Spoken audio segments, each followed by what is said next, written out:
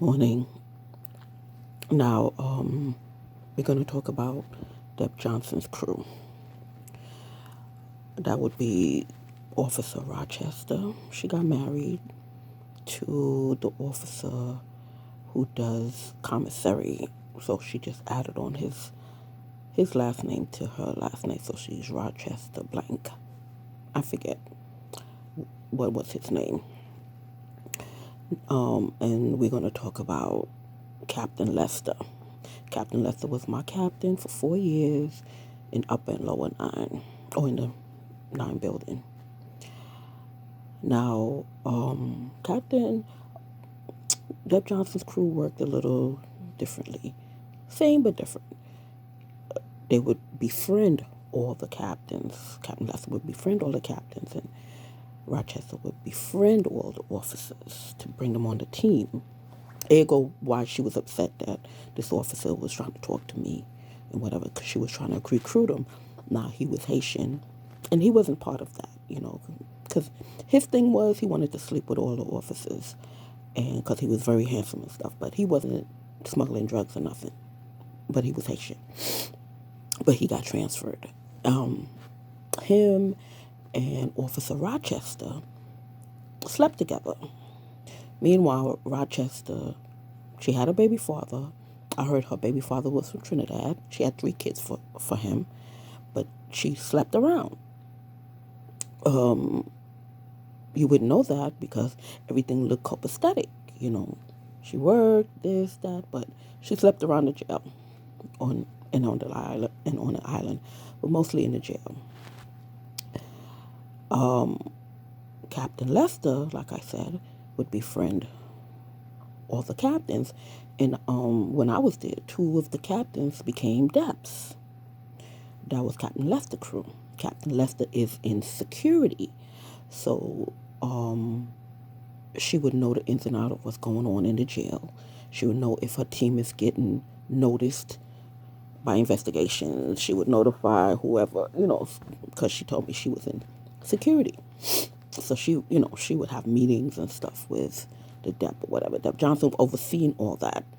So she was in security. They was in security. Now, Rochester, she worked in the dorms. When you come through the gate, it's to the right. She worked in the dorms. So she recruited most of the officers from the dorms. And that's how they went. So Captain Lester recruited the captains, the white shirts, who also became Debs, and Officer Rochester recruited for Deb Johnson, all the officers in the building, because they go around, they knew everybody, or they would get to know everybody, and then they would place their people where they wanted to be strategically. Everybody had a position strategic. Because, like I said, a guy I was dating told me 5 officers pulled up on him. I don't know if I was on an investigation for anything at the time, no, but they kept dragging on the, the investigation stuff. And like I said, they was trying to find stuff on me, and they couldn't. Now, Officer Rochester was best friends with somebody I went to high school with. I don't know if she knew that, but most likely she did. So she became best friends with an officer who I went to high school with. But that officer, she wasn't involved in the drug trafficking. I looked up, I tried to see, because they was good friends. But I don't think that officer was involved. And she was all the way in the West. And, she went out there because she wanted to keep out the mess, keep out the politics and stuff. But her and Rochester was good friends. And me and her went to high school together. So anyway, Deb Johnson and Officer Rochester put a hit on me. I don't think Captain Lester was involved, even though she's in security. I think, I don't know if she was part of that meeting or whatever, but to my knowledge, she wasn't part of that. But they put a hit on me through the Bloods in Rochester area. because the Bloods in my area didn't do that. I mean, we had our differences or whatever, but we never argued. You know, me and Mickey never argued, and me and Bell never argued. But Bell was under Mickey. Mickey was top blood in my area, so everything had to go through him. Even though Bell had seniority, he didn't have seniority um, over Mickey. And like I said, Deb Canty and Deb Johnson was putting their people in the house. So most of the Bell guys was somewhere different. So they had all Mickey's guys upstairs and downstairs, but they couldn't do Bell anything because even though Bell was not really part, part of the clique or whatever, he was still under Mickey. So, but he was still above them. So they respected him for his title, but they didn't, they wasn't his clique. They couldn't do him anything, but unless Mickey told him to do something, but and whoever else is above Mickey, but they had to respect him because he still was a senior blood. So, but Mickey mostly ran that. He had his guys upstairs and downstairs.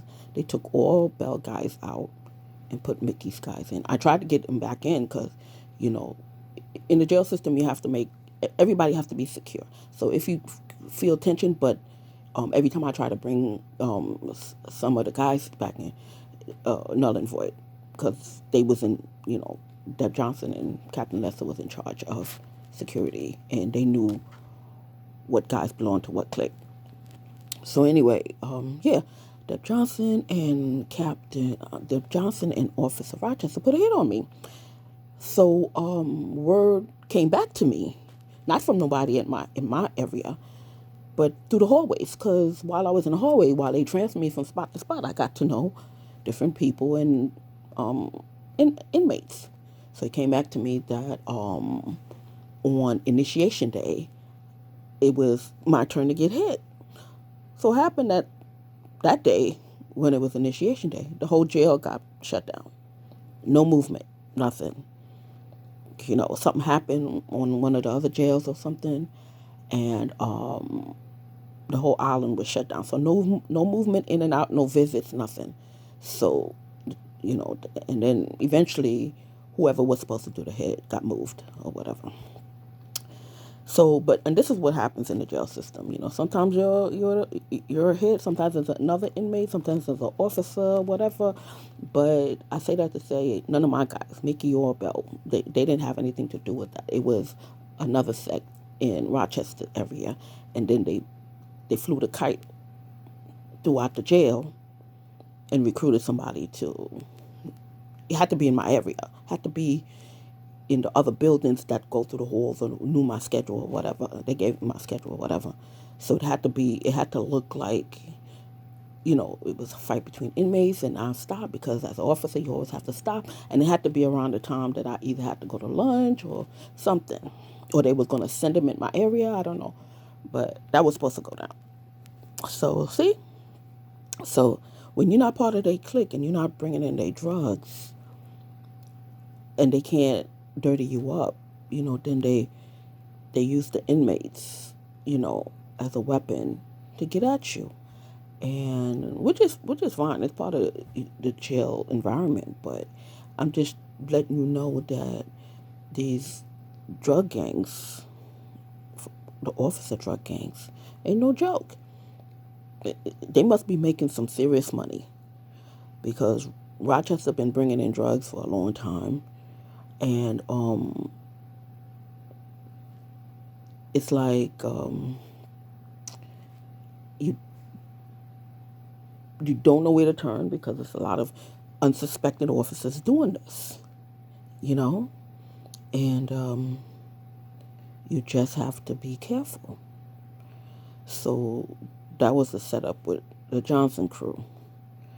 So, but Deb Johnson and Officer Rochester put a hit on me. Yes, they did. Because, like I said, I'm not recruitable and you couldn't tame me. So they had to find other ways of, you know, calming me down and bringing me to their fold. But no, that's okay. I'm an officer. I know how to deal with gang members. You know, so that's it. So just watch your back, and like I said, keep notes. And they did me a favor by transferring me from place to place, and in a way, because I got to learn. I got to know other parts of the jail. I got to know other inmates, other officers, and stuff like that. So when they thought they was punishing me by taking me off my regular post, I was actually getting to know more about how they smuggle